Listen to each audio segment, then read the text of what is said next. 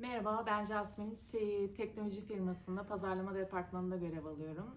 Kural dışı yolculuğum başladığından beri bu eğitimi çok merak ediyordum. Gölgeler tam olarak ne demekti?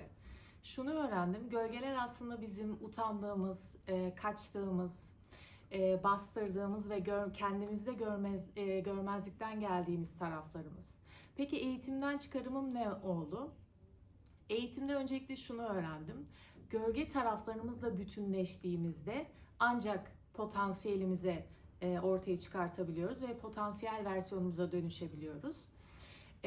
Bu eğitimde bana rehberlik eden iki muhteşem eğitmenlerimize Saim ve Nil'e çok teşekkür ediyorum. Ayrıca bu eğitimi tamamladığım için çok mutluyum ve potansiyelime de bir adım daha yaklaştığım için kendimi çok mutlu hissediyorum. Teşekkür ederim.